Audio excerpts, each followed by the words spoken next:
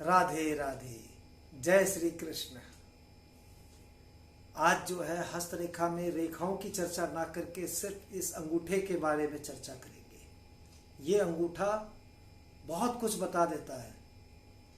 एक अंगूठे से हम उस व्यक्ति की बुद्धि के बारे में पता कर सकते हैं कि उसकी बुद्धि कितनी दृढ़ निश्चितता को लाता है, आत्मबल कितना है, उसका ज्ञान, उसका तर्क कितना है, वो चीज़ों को कितना पसंद करता है, कितना पसंद नहीं करता है। पसंद जब करता है व्यक्ति तो उसको प्रेम से संबोधित करते हैं, और जब वो दिमाग लगा के किसी चीज़ का रास्ता निकालता है तो उसको तार्किक शक्ति कहते हैं।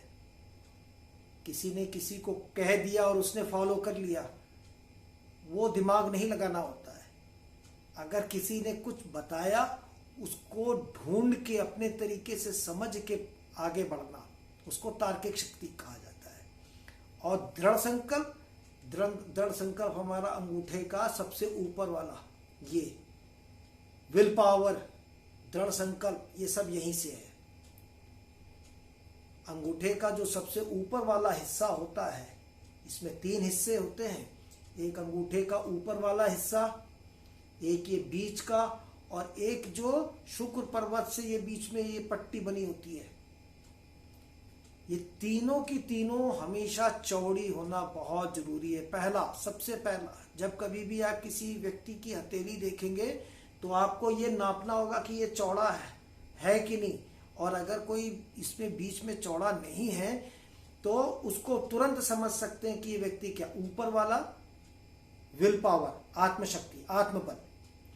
दूसरा वाला उसकी बौद्धिक क्षमता, तार्किक शक्ति। मैंने अगर कहा कि ये मीठा है तो दिमाग ने लगाया कि ये मीठा है तो क्यों है, इसके ऐसे क्या गुण हैं।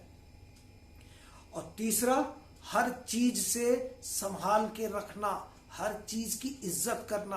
प्रेम में व्यक्ति हमेशा अगले की इज्जत करता है। अगर आप अपनी माँ से प्रेम करते हैं या अपने पिता से प्रेम करते हैं, उसका सबसे बड़ा कारण है कि आप उनकी इज्जत करते हैं। मनुष्य में प्रेम तभी आता है जब उसके अंदर श्रद्धा आती है।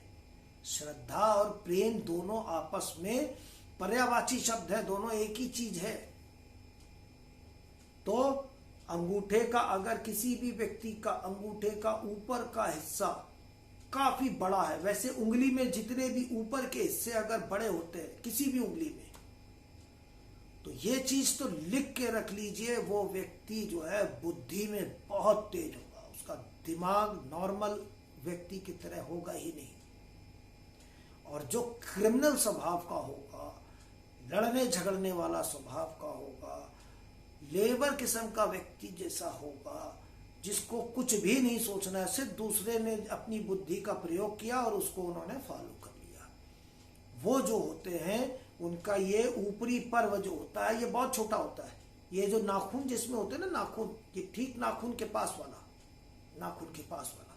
इसीलिए जब अंगूठे में जब हम देखते हैं ये नाखून के पीछे, तो हम जस्ट उसको पीछे देख लेते हैं, नाखून का बेस क्या है। अब ये नाखून के बेस से दुगना है, किसी में दुगने से ज्यादा 3 गुना होता है। जो नाखून के बेस से अगर ये इसकी नाप लेंगे तो 3 गुना होता है, क्योंकि अंगूठे की लंबाई तो व्यक्ति की हाथ की लंबाई के ऊपर होता है। उसका पंजा कितना बड़ा है तो ये पीछे से मालूम हो जाता है। जब उसका हम ये नाखून देखते हैं, ये नाखून की इसकी लंबाई से ये पता चल जाता है कि हमारा अंगूठे का ऊपर का पर्व बड़ा है, छोटा है, दुगना है, 3 गुना है, या 3 गुना से भी ज्यादा है। तो जिस किसी व्यक्ति का ये अगर बहुत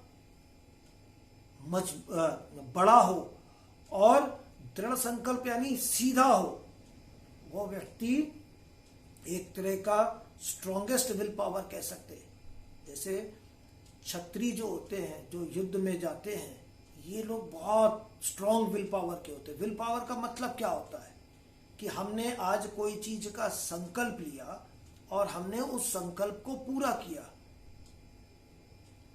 आप अगर कोई संकल्प लेते हैं कि यहाँ पर आग लगी हुई है और अंदर एक छोटा बच्चा, उसको जीवित बचा के लाना है, तो जिसने संकल्प लिया कि मैं उस बच्चे को लेके आऊंगा, तो वो ये नहीं देखता है कि घर में आग लगी है, क्या विस्फोट है, क्या नहीं हो सकता, कुछ भी। वो सिर्फ जान की बाजी लगाता है। उसको कहते हैं विल पावर। संकल्प लिया और संकल्प को पूरा करने के लिए उसने अपने अंदर के जो है प्लान को एग्जीक्यूट किया। आज हम किसी चीज को प्लान बनाया, बिजनेस में भी थोड़ी सी संकट आई, विड्रॉ कर लिया प्लान को। तो जो व्यक्ति विड्रॉ कर लिया उसका विल पावर है ही नहीं, वो तो छोटी सी संकट में घबरा गया।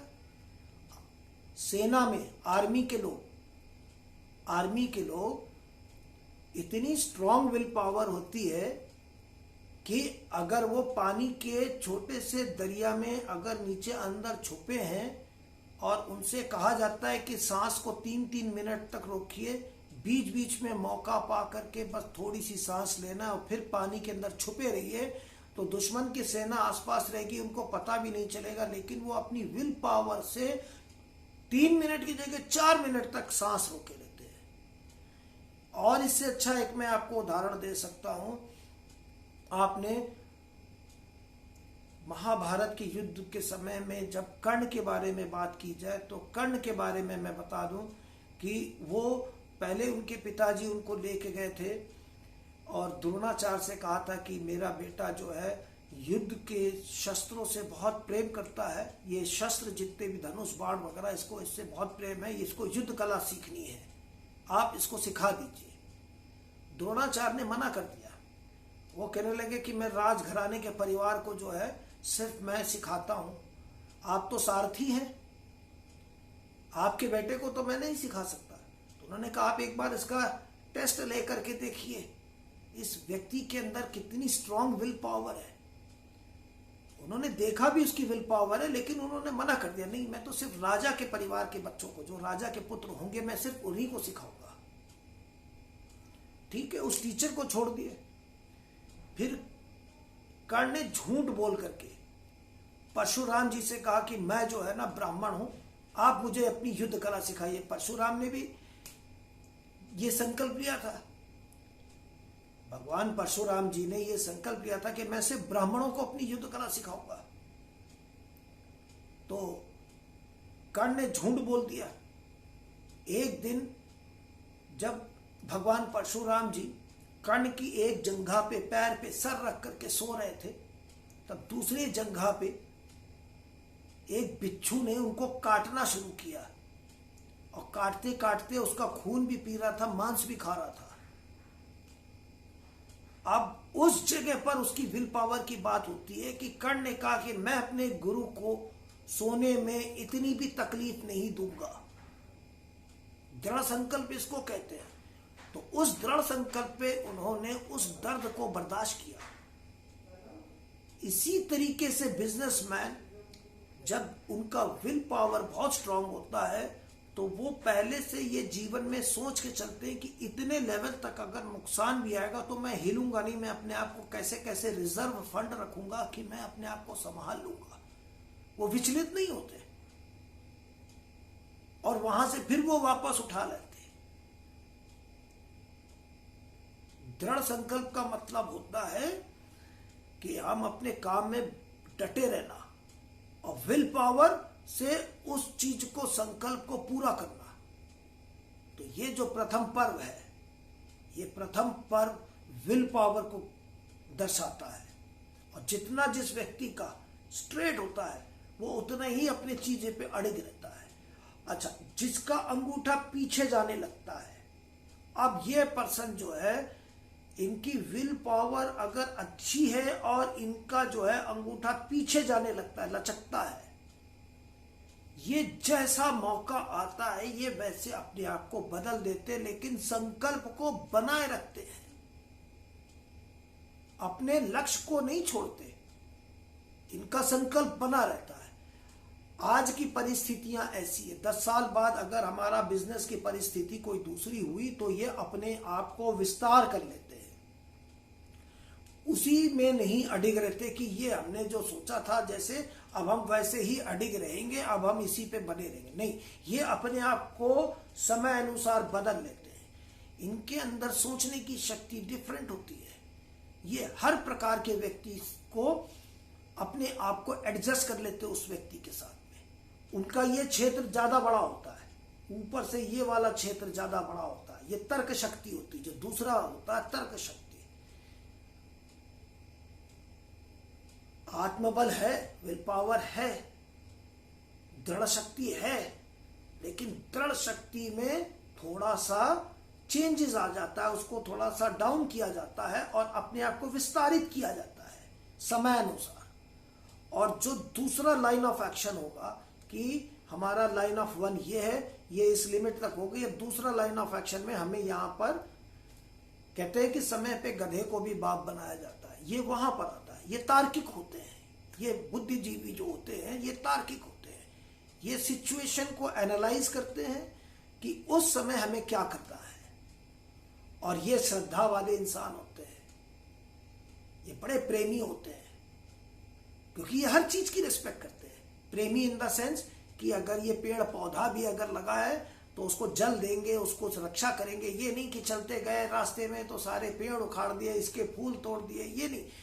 प्रेम का अर्थ होता है कि हम उसको चाहते हैं कि वो रहे, हम चाहते हैं कि वो जैसा है उससे भी अच्छा रहे। प्रेम सिर्फ पुरुष और स्त्री का नहीं होता है। प्रेम सिर्फ माता और पुत्र या पुत्री का नहीं होता है।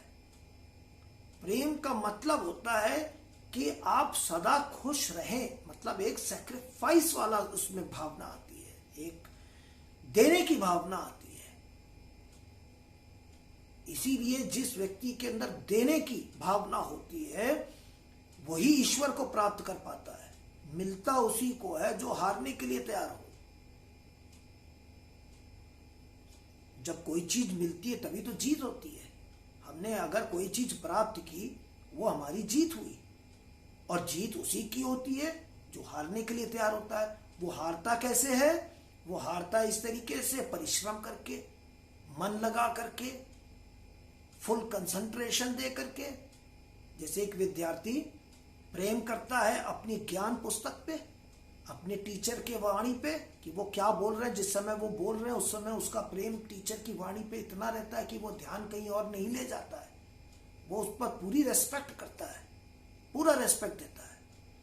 तो आज का जो विषय था, अंगूठे से हम ये चीज पता कर सकते हैं कि हमारी विल पावर कितनी है। विल पावर ऊपर वाले पोर से देखी जाती है, और बीच वाली पोर से तर्क शक्ति, और तीसरे वाले से प्रेम, जो कि शुक्र से जुड़ी होती है। और आपको एक बात ये भी मैं आज बता दूं, ये जो अंगूठा है ये पीछे सुषुम्ना नाड़ी को संबोधित करती है। इसको देवता कहा गया है, इसको अग्नि कहा गया है। आत्मा अग्नि में ही वास करती है, आपकी आत्मा है ये। अगर कभी भी आपके पीठ में दर्द हो, इसको रगड़ दीजिए ऐसे ऐसे। जब आप इसको थोड़ी देर रगड़ देंगे, मात्र 5 मिनट, आपके कमर का दर्द, रीढ़ की हड्डी में कोई भी समस्या होगी वो ठीक हो जाएगी। पूरा नर्वस सिस्टम बॉडी का ठीक हो जाता है। तो ये अंगूठा आत्म तत्व है। अग्नि इसी में ही है मुद्रा में। इसको अग्नि, इसको वायु, है ना। तो ये अग्नि तत्व है।